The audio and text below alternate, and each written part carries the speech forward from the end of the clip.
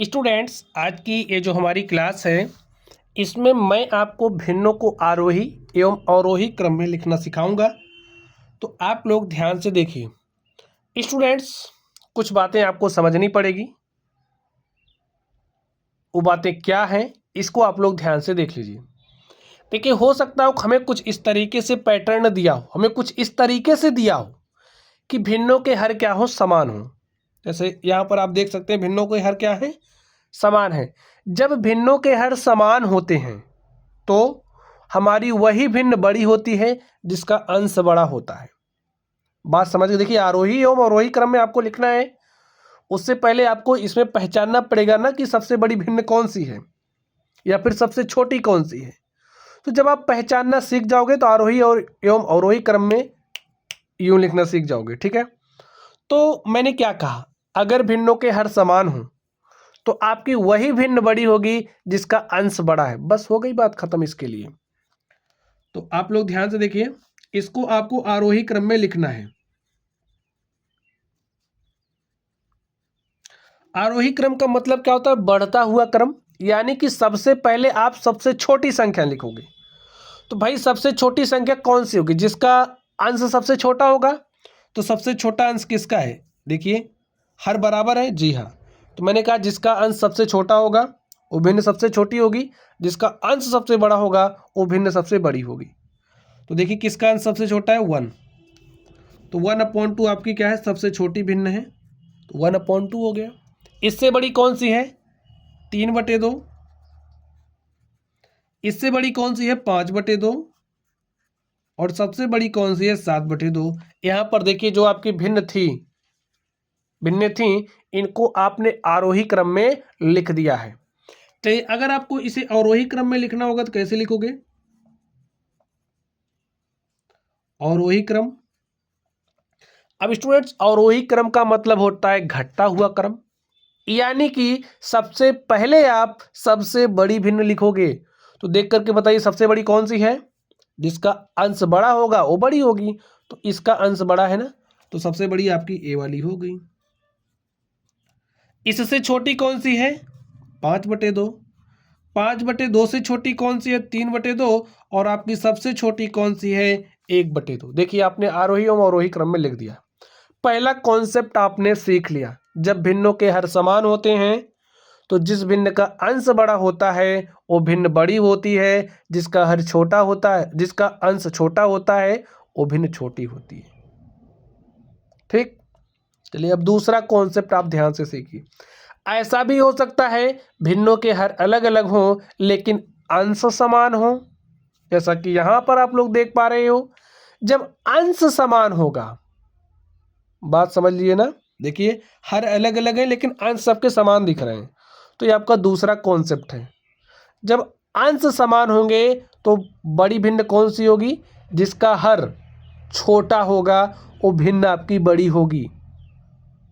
समझ गए, जिसका हर छोटा होगा वो भिन्न आपकी बड़ी होगी। अब इसी बात को दिमाग में बैठाते हुए आरोही एवं अवरोही क्रम में आप लिख लीजिए। चलिए, आरोही क्रम का मतलब होता है बढ़ता हुआ क्रम। यानी कि सबसे पहले आप सबसे छोटी संख्या लिखोगे। तो देखिए जिसका हर, हमने क्या कहा, जिसका हर छोटी होगी वो बड़ी होगी। इसका मतलब जिसका हर बड़ा होगा वो छोटी हो जाएगी। तो हर देखिए किसका बड़ा है, इसका। तो सबसे छोटी कौन सी है, 5/6। 5/6 से बड़ी। देखिए अब इसके बाद कौन सी है, ए वाली। और इसके बाद ए वाली। और आपकी सबसे बड़ी कौन सी है, 5/2। समझ गए आप, हो गया आरोही क्रम। चलिए अब हम लोग अवरोही क्रम में लिखते हैं।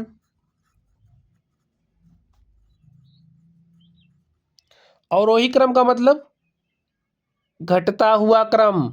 सबसे पहले आप सबसे बड़ी संख्या लिखोगे। और सबसे बड़ी कौन सी है, जिसका हर सबसे छोटा वो भिन्न सबसे बड़ी। तो देखिए किसका हर सबसे छोटा है, 5/2। ये सबसे छोटा है ना हर, तो ये सबसे बड़ी भिन्न है। तो 5/2 आपकी सबसे बड़ी हो गई। इससे छोटी कौन सी है, ए वाली है, 5/3। और इससे छोटी ए वाली है। और आपकी सबसे छोटी 5/6 है। देखिए आपने सॉल्व कर लिया। चलिए नेक्स्ट देखते हैं। अब स्टूडेंट्स अगला आपका ऐसा भी हो सकता है भाई, कोई ज़रूरी थोड़ी है कि सबके अंश समान दे दे, सबके हर समान दे दे। ऐसा भी तो दे सकता है, ना तो हर बराबर होगा ना तो अंश बराबर होगी। तो आप क्या काम क्या करोगे? सिंपल सी बात है, इसको आप दशमलव में चेंज कर लो। चलिए 3 से 4 में भाग दीजिए, तो 3 शून्य शून्य 40 एक बार जाएगा। देखिए 3 एक के 3, 1 4 दशमलव लगाया 10 हो गया, 3 त्रिक 9 1 10, 3 त्रिक 9 1 10, 3 त्रिक 9 1 10। ठीक है, अब इसमें 2 से भाग दीजिए, 2 तियाँ 6 1 7। ठीक है, दशमलव लगाया 2 पंचे 10। इसमें भाग दीजिए, देखिए एक बार 0 बार गया, दशमलव लगाया 20 हो गया, 5 चौके 20। इसमें भाग दीजिए, देखिए एक बार गया 7 एक के 7 1 8, दशमलव लगाया 10 हो गया, 7 एक के 7 3 10, 7 चौके 28, 2 20 और 7 दूनी 14। ठीक है, अब आगे ले जाने की कोई ज़रूरत नहीं, तुलना आसानी से आप कर सकते हो। अब आप देखते ही बता सकते हो कौन सी भिन्न आपकी बड़ी है और कौन सी आपकी छोटी है। अगर आपको कॉन्सेप्ट नहीं भी समझ में आ रहा ना, तो कैसा भी दिया हो दशमलव में चेंज कर लो। ठीक है, जैसे मैंने यहाँ पर किया। अब देखिए आरोही क्रम में लिखना है तो सबसे पहले सबसे छोटी संख्या चाहिए। तो सबसे छोटी इसमें देखिए कौन सी, 1.33 है, 3.5 है, 0.4 है।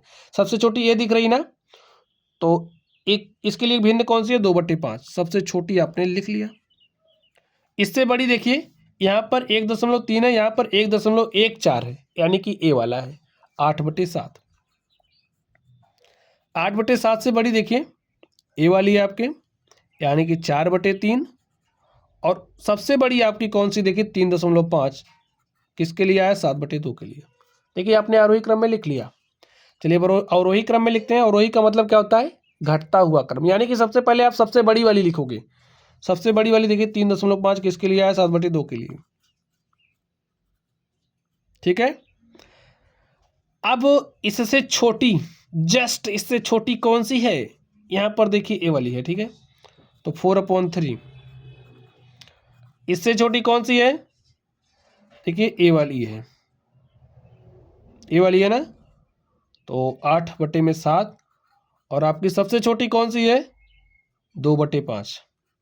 तो स्टूडेंट्स आप देख सकते हैं यहाँ पर हमने भिन्नों को लिया था, आरोही एवं अवरोही क्रम में हमें लिखना था, तो हमने इनको आरोही एवं अवरोही क्रम में लिख दिया है।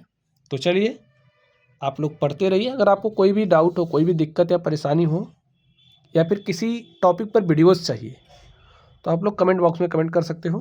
तो चलिए स्टूडेंट्स आप लोग पढ़ते रहिए। Thank you.